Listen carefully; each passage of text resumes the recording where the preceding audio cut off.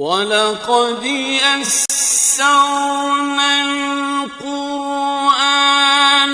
لِلذِّكْرِ فَهَلْ مِن مُّدَّكِرٍ۔ اور ہم نے قرآن کو سمجھنے کے لیے آسان کر دیا، تو کوئی ہے جو سوچے سمجھے۔ صوت القرآن، قرآن کی آواز۔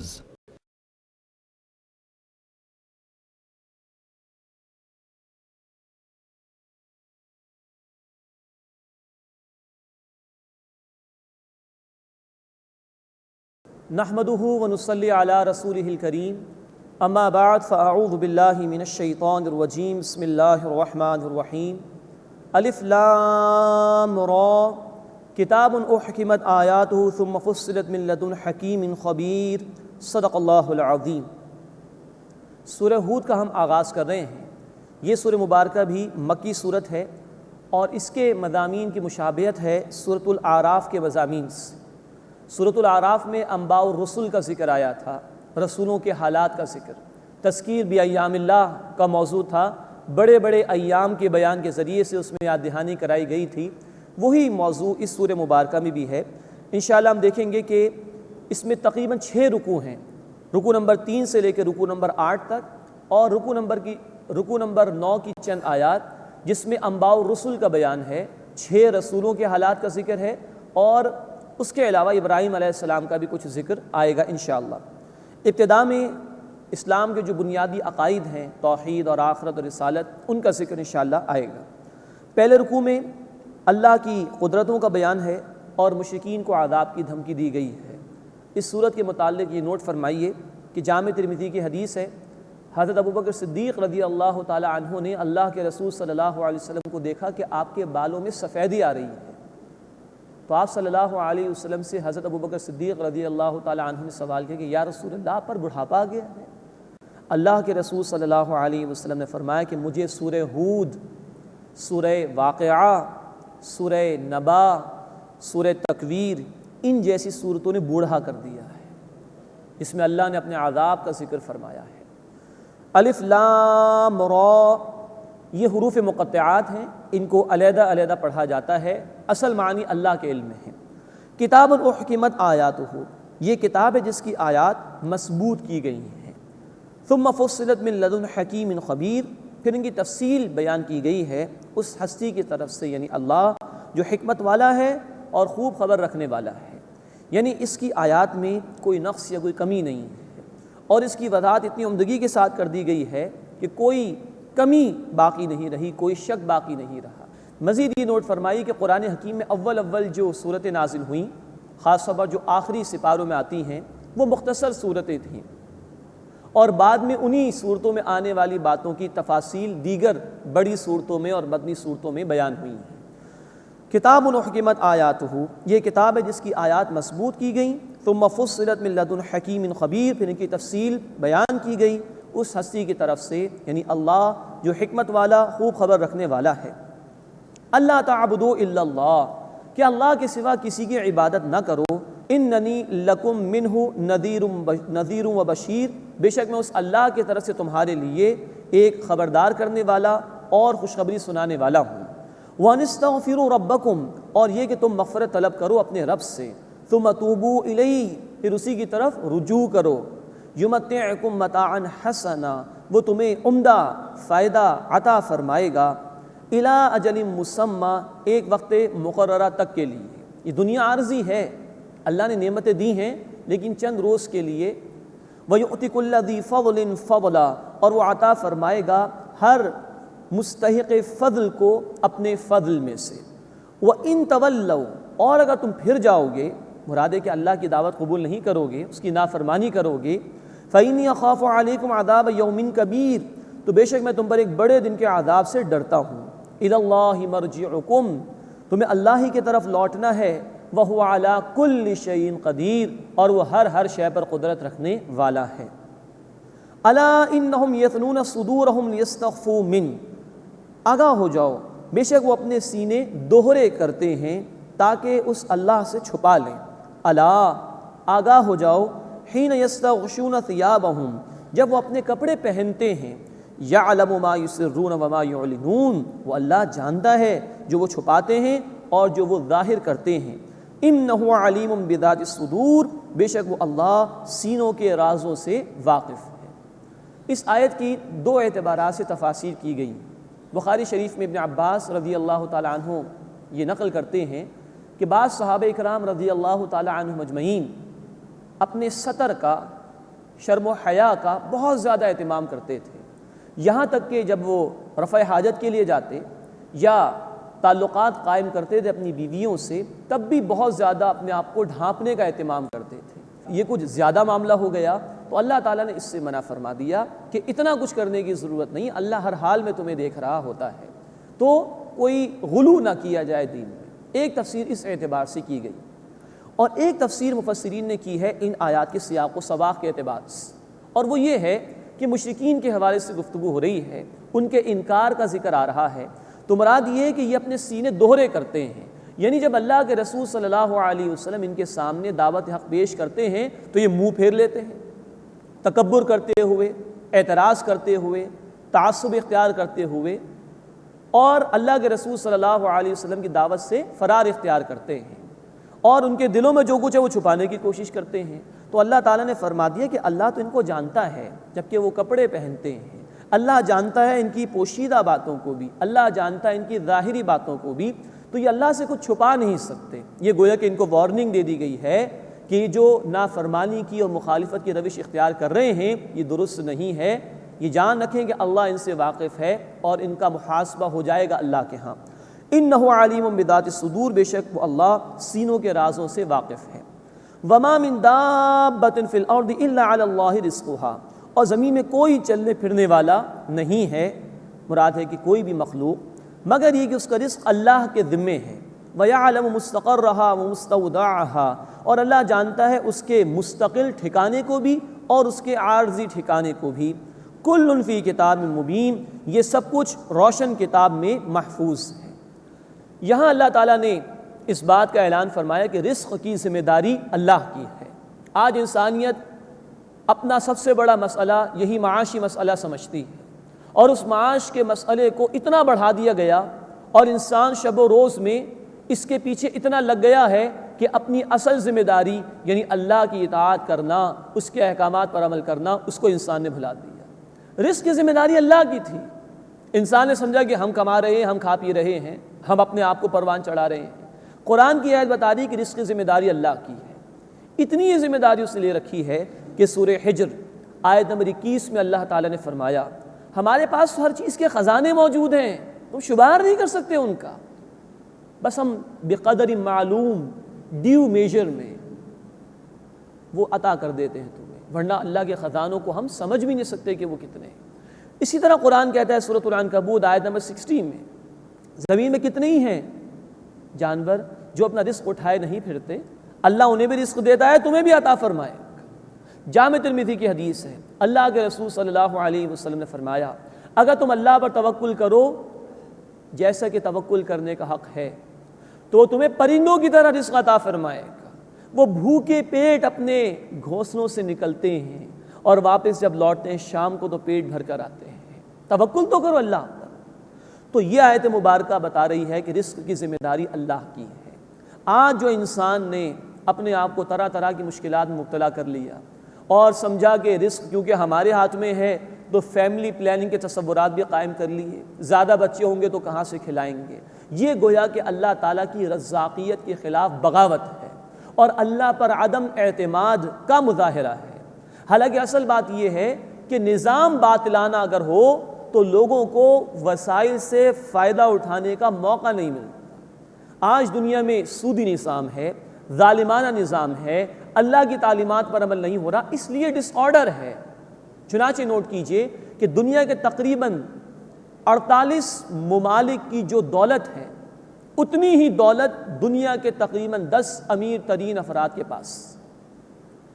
پاکستان میں مسئلہ ہے، لوگ صحیح بیان کرتے ہیں کہ بڑے کرائسس ہیں ہمارے ہاں، $40 بلین کا ہمارا عام طور پر فورن لون ہے کم و بیش، اور $100 بلین چند یہاں کے امیر لوگوں کے باہر کے بینکس میں رکھے ہوئے ہیں۔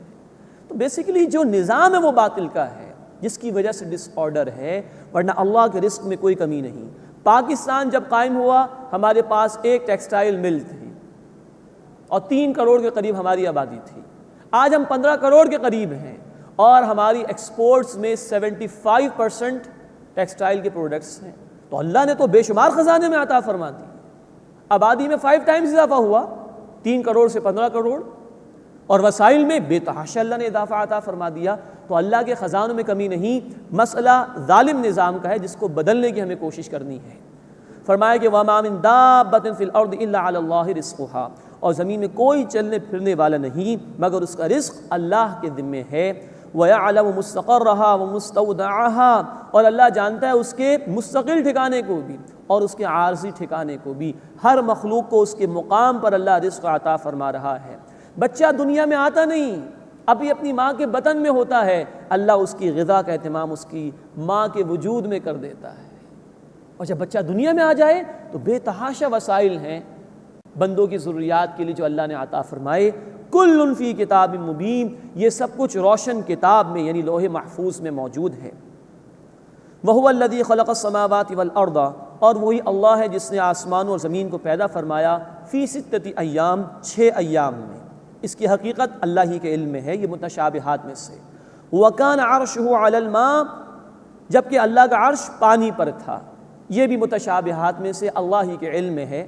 بخاری شریف میں یہ حدیث ہے، اللہ کے رسول صلی اللہ علیہ وسلم نے فرمایا اللہ ہی اللہ تھا جبکہ کچھ بھی نہیں تھا، اور اللہ کا عرش پانی پر تھا، پھر اللہ نے تقدیر لکھ دی، مخلوقات کے معاملات لکھ دیے لوح محفوظ کے اندر، اس کے بعد اللہ نے آسمانوں اور زمین کو پیدا فرمایا۔ لیکن فرمایا وَكَانَ عَرْشُهُ عَلَى الْمَاءِ، اور اس کا عرش پانی پر تھا، یہ متشابہات میں سے۔ لِيَبْلُوَكُمْ أَيُّكُمْ أَحْسَنُ عَمَلًا، تاکہ وہ تمہاری آزمائش فرمائے کہ تم میں سے عمل کے اعتبار سے بہترین کون ہے۔ یہ زندگی جو ہمیں دی گئی یہ امتحان کے لیے ہے۔ سورۃ الملک آیت نمبر 2 میں اللہ تعالیٰ نے فرمایا الَّذِي خَلَقَ الْمَوْتَ وَالْحَيَاةَ لِيَبْلُوَكُمْ أَيُّكُمْ أَحْسَنُ عَمَلًا، اللہ نے موت اور حیات کا سلسلہ قائم فرمایا تاکہ تمہاری آزمائش فرمائے کہ تم میں سے عمل کے اعتبار سے بہترین کون ہے۔ وَلَئِن قُلْتَ، اور اگر اے نبی صلی اللہ علیہ وسلم آپ کہیں اِنَّكُمْ مَبْعُوثُونَ مِن بَعْدِ الْمَوْتِ، کہ تم مرنے کے بعد دوبارہ اٹھائے جاؤ گے، لَيَقُولَنَّ الَّذِينَ كَفَرُوا، تو جن لوگوں نے کفر کیا وہ ضرور کہیں گے اِنْ هَذَا إِلَّا سِحْرٌ مُبِينٌ، یہ تو صرف کھلا جادو ہے، یعنی آخرت کا انکار کر رہے تھے۔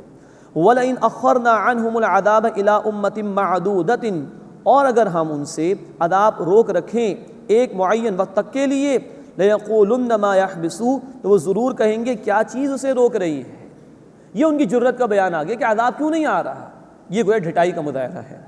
أَلَا يَوْمَ يَأْتِيهِمْ لَيْسَ مَصْرُوفًا عَنْهُمْ، آگاہ ہو جاؤ جس دن ان پر عذاب آئے گا ان سے ٹالا نہیں جائے گا۔ وَحَاقَ بِهِم مَّا كَانُوا بِهِ يَسْتَهْزِئُونَ، اور انہیں گھیر لے گا وہ جس کا وہ مذاق اڑایا کرتے تھے۔ اس کے بعد دوسرا رکوع شروع ہو رہا ہے، اس میں ناشکر انسان کا ذکر ہے، مشرکین معجزات کا مطالبہ کرتے تھے اس کا بیان ہے، قرآن کے حوالے سے چیلنج کا ذکر آئے گا، دنیا پرستوں کا ذکر بھی ہے اور مشرکین اور برے لوگوں کا انجام بیان کیا گیا، اور ساتھ ہی نیک لوگوں کے حسین انجام کا بھی ذکر ہے۔ وَلَئِنْ أَذَقْنَا الْإِنسَانَ مِنَّا رَحْمَةً، اور اگر ہم انسان کو اپنی طرف سے کسی رحمت کا مزہ چکھائیں، ثُمَّ نَزَعْنَاهَا مِنْهُ، پھر وہ اس سے لے لیں، إِنَّهُ لَيَئُوسٌ كَفُورٌ، تو بے شک وہ مایوس ناشکرہ ہو جاتا ہے۔ یہ سطحی سوچ ہے انسان کی جس کا ذکر آ رہا ہے۔ وَلَئِنْ أَذَقْنَاهُ نَعْمَاءَ بَعْدَ ضَرَّاءَ مَسَّتْهُ، اور اگر ہم اسے آرام پہنچائیں، نعمت دیں اس سختی کے بعد کہ جو اسے پہنچی، لَيَقُولَنَّ ذَهَبَ السَّيِّئَاتُ عَنِّي، تو وہ ضرور کہے گا مجھ سے میری برائیاں دور کر دی گئیں، مجھ سے میری برائیاں جاتی رہیں۔ إِنَّهُ لَفَرِحٌ فَخُورٌ، بے شک وہ اترانے والا شیخی خور ہے۔ اب یہ ایک طرز عمل ہے جو اللہ تعالیٰ نے اس مقام پر بیان کیا۔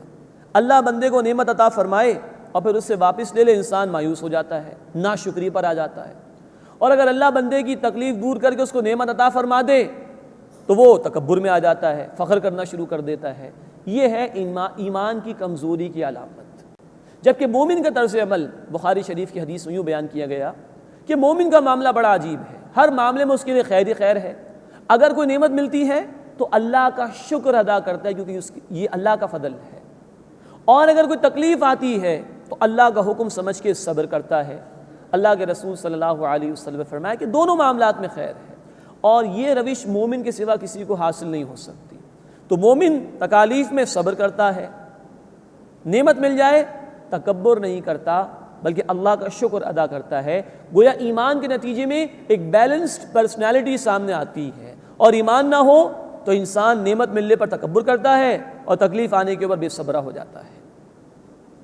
اِلَّا الَّذِينَ صَبَرُوا، سوائے ان کے جنہوں نے صبر کیا، وَعَمِلُوا الصَّالِحَاتِ، اور انہوں نے نیک اعمال کیے۔ اب یہ اہل ایمان کا بیان آ گیا۔ یہ ناشکری نہیں کرتے، یہ تکلیف میں واویلہ نہیں مچاتے، بلکہ ایک متوازن شخصیت ان کی سامنے آتی ہے۔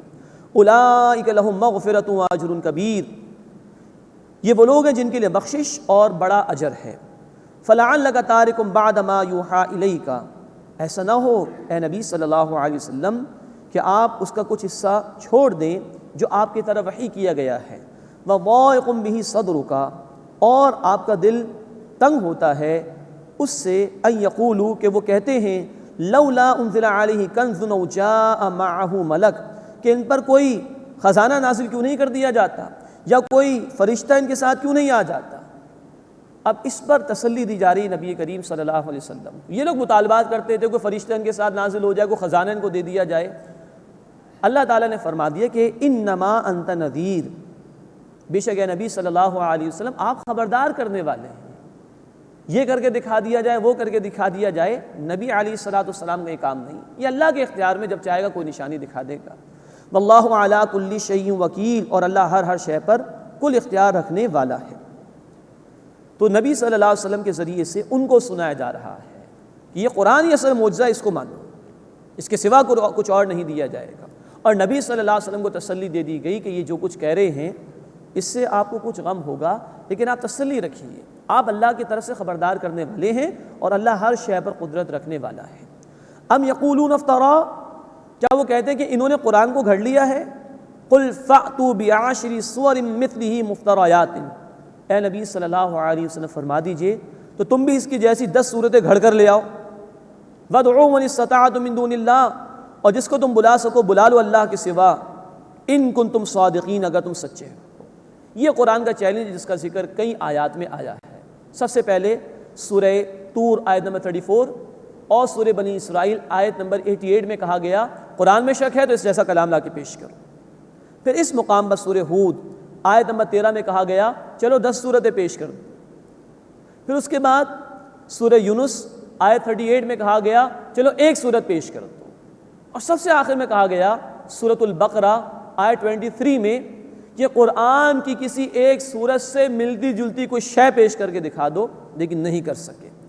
فَإِن لَمْ يَسْتَجِيبُوا لَكُمْ، پھر اگر وہ تمہارے چیلنج کا جواب نہ دے سکیں، فَاعْلَمُوا، بس جان لو، أَنَّمَا أُنزِلَ بِعِلْمِ اللَّهِ، یہ تو اللہ کے علم سے نازل کیا گیا ہے، وَأَن لَا إِلَٰهَ إِلَّا هُوَ، اور یہ کہ اللہ کے سوا کوئی معبود نہیں۔ فَهَلْ أَنْتُمْ مُسْلِمُونَ، بس کیا تم فرما برداری اختیار کرتے ہو؟ اب دنیا کے طالب کا، دنیا پرستی میں مبتلا شخص کا کردار بیان ہو رہا ہے۔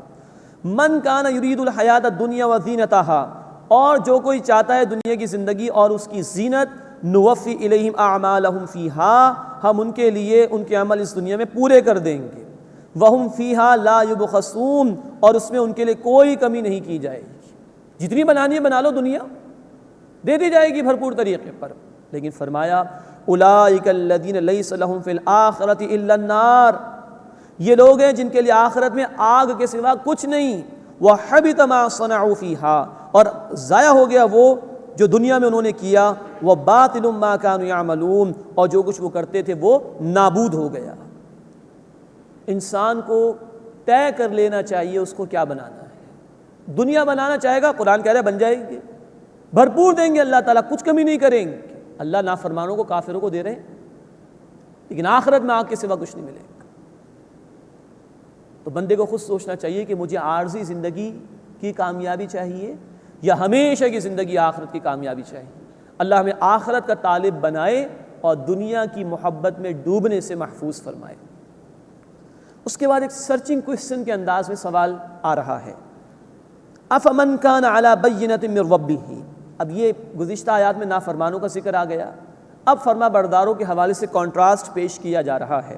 افمن کان علی بینۃ من ربہ، بس کیا یہ اس کے برابر ہیں کہ جو اپنے رب کی طرف سے کھلی شہادت پر ہے، وَيَتْلُوهُ شَاهِدٌ مِّنْهُ، اور اس کے ساتھ اللہ کی طرف سے گواہ بھی ہے، وَمِن قَبْلِهِ کتاب موسیٰ اماما ورحمہ، اور اس سے پہلے موسیٰ علیہ السلام کی کتاب وہ امام یعنی رہنما اور رحمت تھی۔ مراد یہ ہے کہ ایک اس شخص کا آپ تصور کرو کہ جس کی فطرت سلیم ہے، جس کے پاس اللہ کا کلام آ گیا، اللہ کے رسول صلی اللہ علیہ وسلم اس کے سامنے گواہی دے رہے ہیں حق کی۔ اس سے پہلے بھی اللہ تعالیٰ نے اہل ایمان کے لیے کتاب نازل فرمائی، جیسا کہ موسیٰ علیہ السلام کو دی گئی تورات۔ تو کیا یہ اور جو گزشتہ لوگ ہیں دنیا پرست وہ برابر ہو سکتے ہیں؟ جواب یہی ہوگا کہ برابر نہیں ہو سکتے۔ ان کو سوچنے پر مجبور کیا جا رہا ہے کہ سوچو، اولئک یؤمنون بہ، یہ لوگ ہیں جو اس پر یعنی قرآن پر ایمان لاتے ہیں، ومن یکفر بہ من الاحزاب، اور گروہ میں سے جو اس کا انکار کرے گا، چاہے مشرکین ہو یا اہل کتاب، فالنار موعدہ، تو آگ اس کا ٹھکانہ ہے، فلا تک فی مریۃ منہ، بس اے نبی صلی اللہ علیہ وسلم آپ اس قرآن کی طرف سے شک میں مت رہیے۔ یہ اللہ کے رسول صلی اللہ علیہ وسلم سے خطاب کر کے دوسروں کو سنایا جا رہا ہے۔ انہ الحق من ربک، یقیناً یہ حق ہے آپ کے رب کی طرف سے، ولکن اکثر الناس لا یؤمنون، لیکن اکثر لوگ ایمان نہیں لاتے۔ اب منکرین کا ذکر ہو رہا ہے۔ ومن اظلم ممن افترى علی اللہ کذبا، اور اس سے بڑھ کر ظالم کون ہے جو اللہ پر جھوٹ باندھ دے۔ اولئک یعرضون علی ربہم، یہ لوگ اپنے رب کے سامنے پیش کیے جائیں گے۔ ویقول الاشہاد، اور گواہ کہیں گے، ہؤلاء الذین کذبوا علی ربہم، یہی ہیں جنہوں نے اپنے رب پر جھوٹ بولا۔ الا لعنت اللہ علی الظالمین، آگاہ ہو جاؤ ظالموں پر اللہ کی لعنت ہے۔ اس دن گواہ کھڑے ہو جائیں گے، رسول بھی اپنی اپنی امت کے خلاف گواہی دیں گے۔ سورہ النساء آیت 41 میں یہ تفصیل آ چکی ہے۔ انسان کے اعضاء اس کے خلاف گواہی دیں گے۔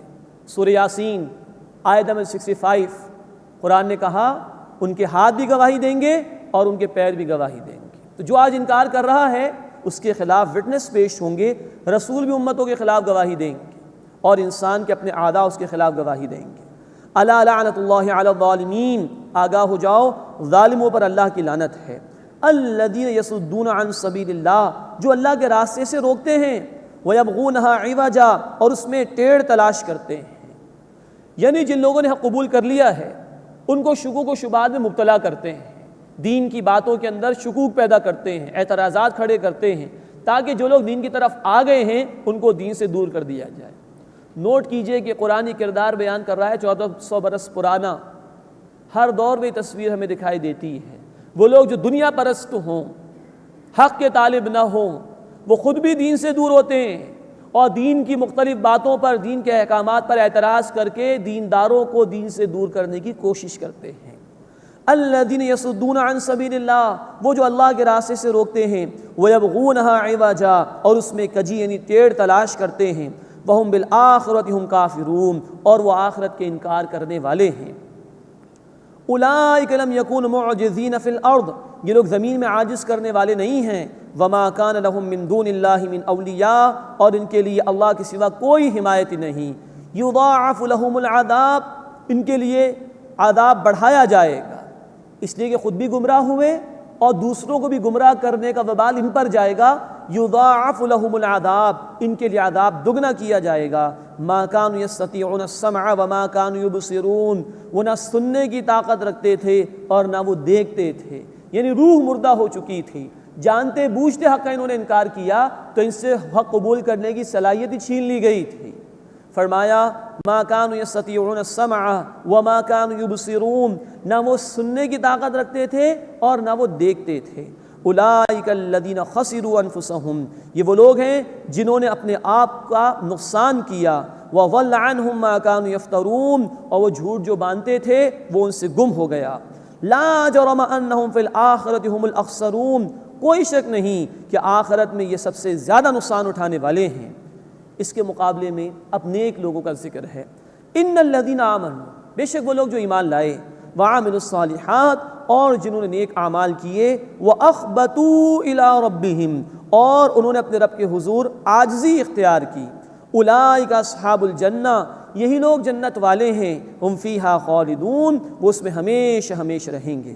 اللہم انا نسألک الجنہ، اے اللہ ہم تجھ سے جنت کا سوال کرتے ہیں۔ اللہم اجرنا من النار، اے اللہ ہمیں آگ کے عذاب سے محفوظ فرما۔ یہاں نوٹ فرمائیے، قرآن ایمان اور عمل صالح کے بعد عاجزی کا ذکر کر رہا ہے۔ عام طور پر نجات کے لیے قرآن بیان کرتا ہے ایمان اور اعمال صالحہ، بار بار الفاظ آتے ہیں ایمان اور اعمال صالحہ، یہاں ایک بات کا اضافہ کیا گیا، اور جنہوں نے عاجزی اختیار کی اپنے رب کے حضور میں۔ یہ عاجزی کیا ہے؟ بندہ بندہ بن کر رہے، تکبر نہ ہو، عبادت بھی کر رہا ہو تو اس پر ناز نہ ہو، عاجزی اختیار کرے، نہ معلوم کہ یہ عبادت قبول ہو کہ نہ ہو۔ تو جو یہ عاجزی اختیار کرنے والے ہیں ان کے لیے جنت کا وعدہ ہے، اللہ ہمیں ان میں شامل فرمائے۔ اس کے بعد ہدایت یافتہ اور مجرم لوگوں کا کنٹراسٹ پیش کیا گیا ہے، اور سرچنگ کوشچن کے انداز میں دعوت فکر دی گئی ہے۔ مثل الفریقین، دو فریقوں کی مثال ہے، کالاعمی والاصم والبصیر والسمیع، جیسے ایک اندھا اور بہرا اور دوسرا دیکھنے والا سننے والا۔ هل یستویان مثلا، کیا یہ دونوں برابر ہیں حالت کے اعتبار سے؟ افلا تذکرون، بس تم غور و فکر کیوں نہیں کرتے؟ یعنی ایک شخص وہ ہے کہ جس کو اللہ نے ہدایت دے دی، وہ صراط مستقیم پر گامزن ہے، اس کی زندگی کا رخ بھی بتا رہا ہے کہ بڑا صاحب کردار آدمی ہے، اور دوسرا وہ جو ہدایت سے دور ہے، راستہ اس کے سامنے واضح نہیں، لوگ بھی دیکھ رہے ہیں کہ بد کردار ہے۔ کیا یہ دونوں برابر ہو سکتے ہیں؟ افلا تذکرون، بس کیا تم غور نہیں کرتے ہو، نصیحت حاصل کرنے کی کوشش نہیں کرتے ہو کہ یہ دونوں جب برابر نہیں ہیں تو اچھے کردار کی طرف بڑھنے کی کوشش کرو اور اس حق کو قبول کرنے کے لیے محنت کرو۔ اس کے بعد اب تیسرے رکوع سے سلسلہ شروع ہو رہا ہے انباء الرسل کا، رسولوں کے حالات کا بیان۔ جس طرح سورۃ الاعراف میں ہم نے 6 رسولوں کے حالات پڑھے تھے، اسی ترتیب سے یہاں دوبارہ 6 رسولوں کا ذکر آئے گا، حضرت نوح، حضرت ہود، حضرت صالح، حضرت لوط، حضرت شعیب اور حضرت موسیٰ علیہ السلام۔ 3 رسول ان میں سے ابراہیم علیہ السلام سے پہلے ہیں، نوح علیہ السلام، ہود علیہ السلام، صالح علیہ السلام۔ یہاں پر بھی ان تینوں کا ذکر آئے گا، پھر ابراہیم علیہ السلام کا ذکر آئے گا انشاءاللہ۔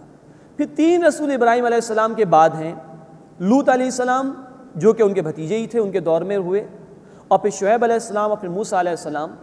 ان تینوں کا ذکر آئے گا انشاءاللہ ابراہیم علیہ السلام کے واقعے کے بعد۔ تو تقریباً 90 رکوع کی چند ابتدائی آیات تک یہ سلسلہ چلے گا، اور اب رسولوں کے حالات بیان کیے گئے ہیں۔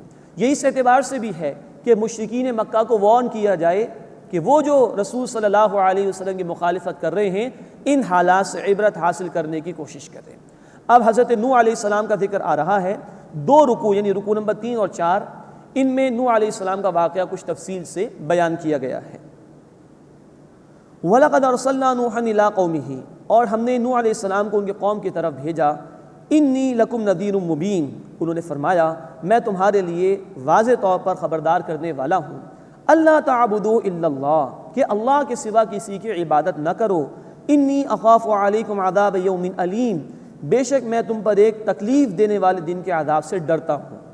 فقال الملأ الذین کفروا من قومہ، تو ان کی قوم کے وہ سردار جنہوں نے کفر کیا بولے، ما نراک الا بشرا مثلنا، ہم تو تمہیں اپنے جیسے ایک آدمی ہی دیکھتے ہیں۔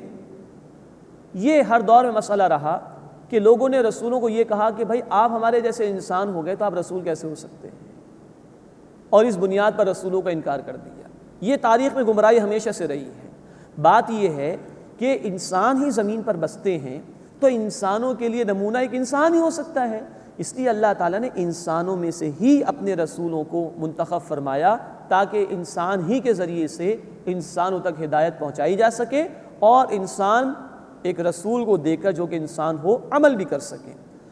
تو کہا انہوں نے کہ ما نراک الا بشرا مثلنا، ہم تو تمہیں اپنے جیسے ایک انسان دیکھتے ہیں، وما نراک تبعک الا الذین هم اراذلنا بادی الرأی، اور ہم نہیں دیکھتے کہ کسی نے تمہاری پیروی کی ہو سوائے ان کے جو ہمارے ہاں حقیر ہیں اور ظاہر بھی قسم کے لوگ ہیں۔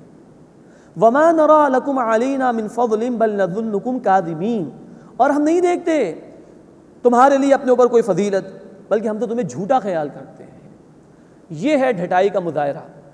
ہر قوم کے سرداروں نے خاص طور پر رسولوں کے ساتھ یہی رویہ اختیار کیا، کیونکہ یہ لوگ ظالم ہوتے ہیں، جابر ہوتے ہیں، جو لوگوں کو غلام بنا کر رکھتے ہیں، ان کی محنت کی کمائی پر قبضہ کرتے ہیں، اور کبھی نہیں چاہتے کہ حق کا نظام آئے، کیونکہ اگر حق کا نظام آئے گا تو ظلم کا خاتمہ ہوگا، ان کی چودراہٹیں ختم ہو جائیں گی، ان کا جبر، ان کا ظلم ختم ہو جائے گا۔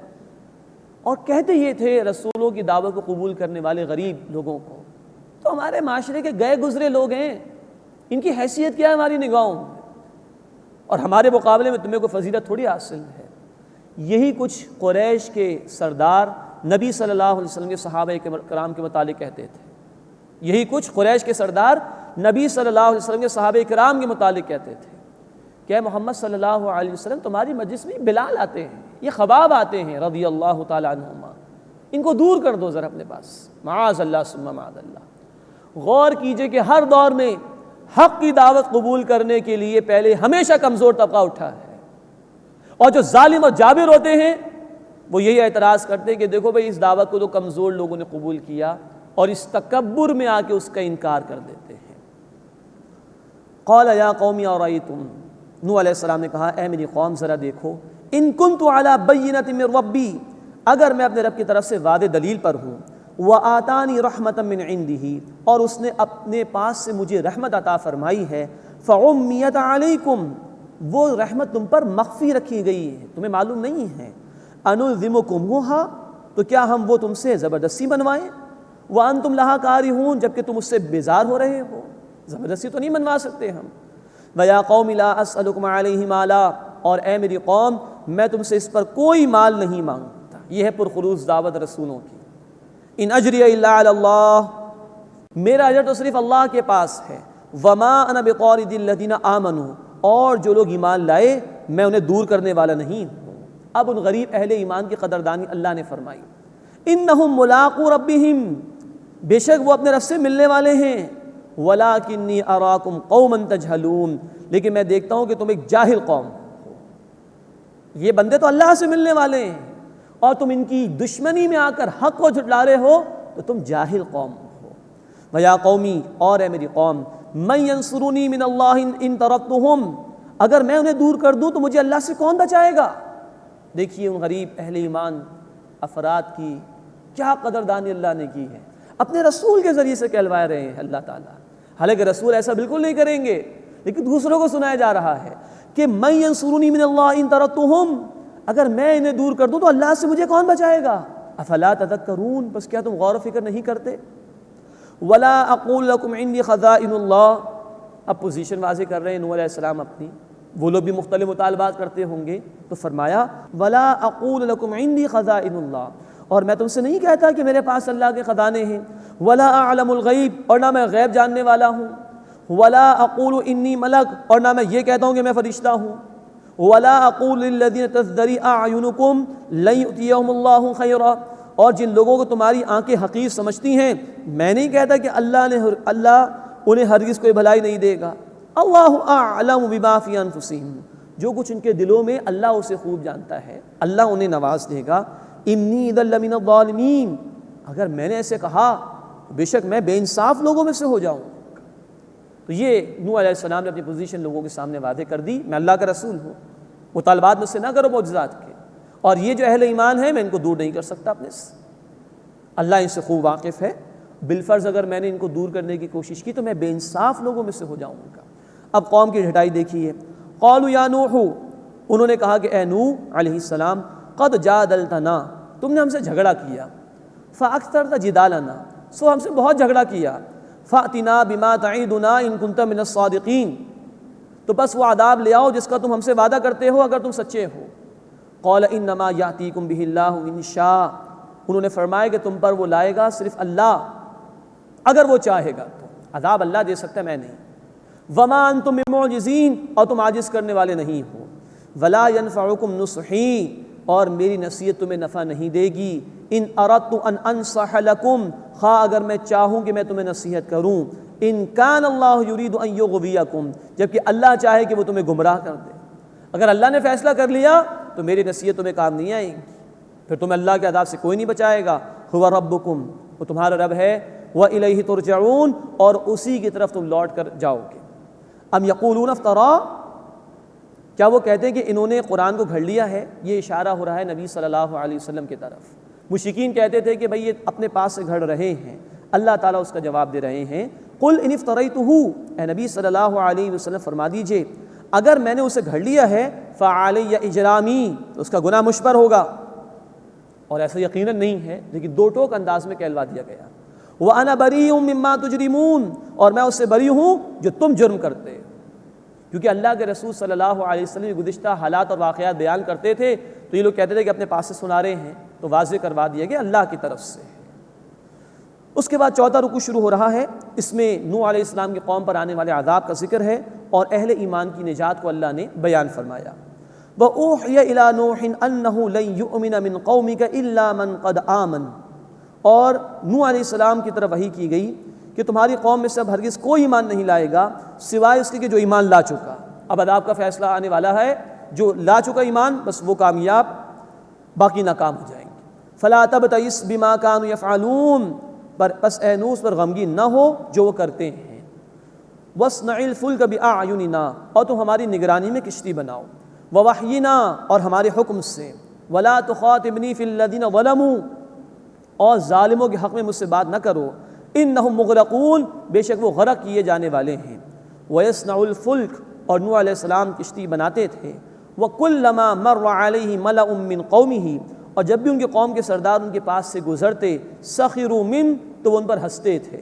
قال ان تسخروا منا، نوح علیہ السلام نے فرمایا اگر تم ہم پر ہنستے ہو فإنا نسخر منکم کما تسخرون، تو بے شک ہم تم پر ہنسیں گے جیسے تم ہم پر ہنستے ہو۔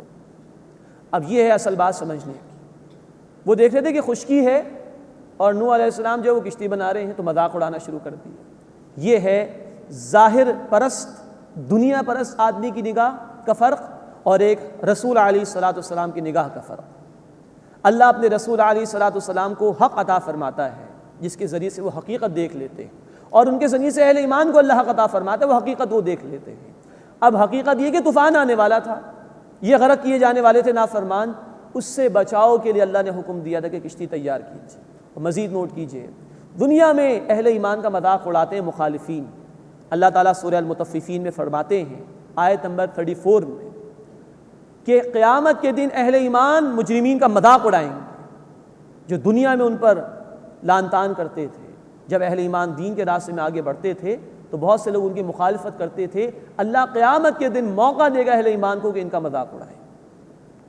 فَسَوْفَ تَعْلَمُونَ، بس من قریب جان لو گے، مَن يَأْتِهِ عَذَابٌ يُخْزِيهِ، کس پر ایسا عذاب آتا ہے جو اس کو رسوا کر دے، وَيَحِلُّ عَلَيْهِ عَذَابٌ مُقِيمٌ، اور کس پر اترتا ہے دائمی عذاب۔ حَتَّى إِذَا جَاءَ أَمْرُنَا، یہاں تک کہ جب ہمارا حکم آیا، وَفَارَ التَّنُّورُ، اور تنور نے جوش مارا، زمین سے پانی ابلنا شروع ہو گیا۔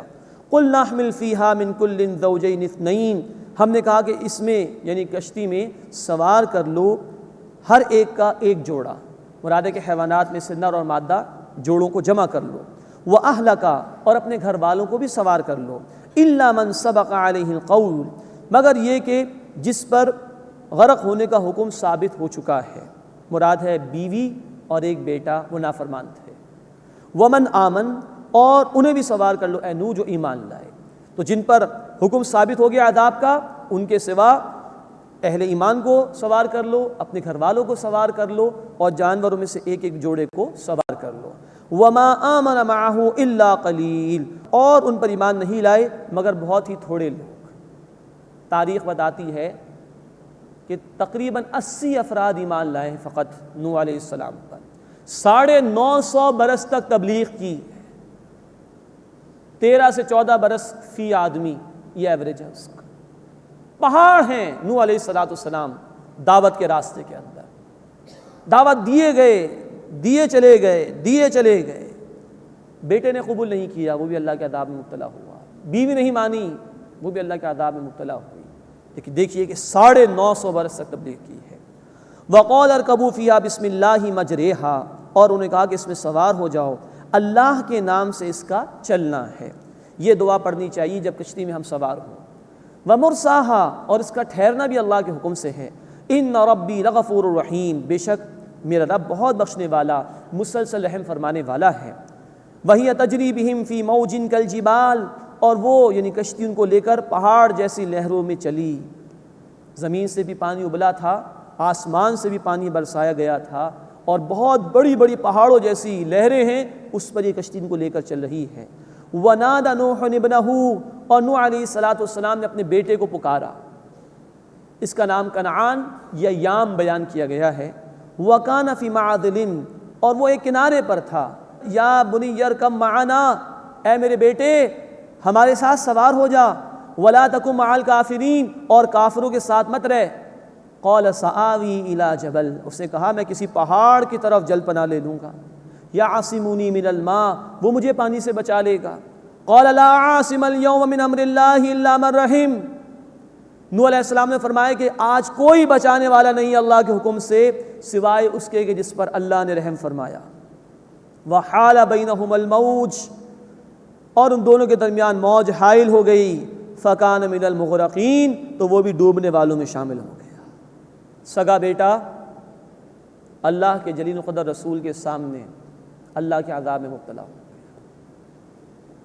یہ ہے ایمان کا مسئلہ، قبول کیا ہے تو نجات ہے، نہیں تو نجات نہیں ہے، چاہے رسول کا ہی بیٹا کیوں نہ ہو۔ وَقِيلَ يَا أَرْضُ ابْلَعِي مَاءَكِ، اور کہا گیا ہے زمین اپنا پانی نگل لے۔ وَيَا سَمَاءُ أَقْلِعِي، اور اے آسمان تھم جا۔ وَغِيضَ الْمَاءُ، اور پانی کو خشک کر دیا گیا۔ وَقُضِيَ الْأَمْرُ، اور کام تمام کر دیا گیا۔ وَاسْتَوَتْ عَلَى الْجُودِيِّ، اور وہ کشتی جا لگی جودی پہاڑ پر۔ وَقِيلَ بُعْدًا لِلْقَوْمِ الظَّالِمِينَ، اور کہہ دیا گیا لعنت ہو ظالم لوگوں کے لیے۔ یہ جودی کا جو پہاڑ ہے موصل کا علاقہ تھا جہاں نوح علیہ السلام تھے، اور ارارات کا پہاڑ ہے جس کے متعلق مفسرین نے لکھا ہے کہ وہاں یہ کشتی گئی۔ ترکی اور روس کے درمیانی علاقوں میں کہیں اس کا مقام تھا۔ زمانہ حال میں کچھ آثار ملے ہیں نوح علیہ السلام کی کشتی کے حوالے سے۔ وَنَادَى نُوحٌ رَبَّهُ، اور پکارا نوح علیہ السلام نے اپنے رب کو۔ فقال، عرض کیا، رب ان ابنی من اہلی، اے میرے رب میرا بیٹا میرے گھر والوں میں سے ہے۔ وَإِنَّ وَعْدَكَ الْحَقُّ، اور بے شک تیرا وعدہ سچا ہے۔ وَأَنْتَ أَحْكَمُ الْحَاكِمِينَ، اور تو سب سے بڑھ کر حاکم ہے، فیصلہ فرمانے والا ہے۔ قال یا نوح، اللہ تعالیٰ نے فرمایا کہ اے نوح، إِنَّهُ لَيْسَ مِنْ أَهْلِكَ، بے شک وہ تمہارے گھر والوں میں سے نہیں ہے۔ إِنَّهُ عَمَلٌ غَيْرُ صَالِحٍ، بے شک اس کا عمل برا ہے۔ فَلَا تَسْأَلْنِ مَا لَيْسَ لَكَ بِهِ عِلْمٌ، سو مجھ سے ایسی بات کا سوال نہ کرو جس کا تمہیں علم نہیں ہے۔ انی اعیذک، میں تمہیں نصیحت کرتا ہوں، ان تکون من الجاہلین، کہ تم جذباتی لوگوں میں سے مت ہو جاؤ۔ 950 برس سے تبلیغ کی ہے، ایک درخواست کی، اللہ میرا بیٹا میرے گھر والوں میں سے ہے، فرمایا تمہارے گھر والوں میں سے نہیں۔ اللہ کی نگاہوں میں رشتہ خونی رشتے کی بنیاد پر نہیں، بیٹا نافرمان ہے، بے عمل ہے، تمہارا گھر والا نہیں۔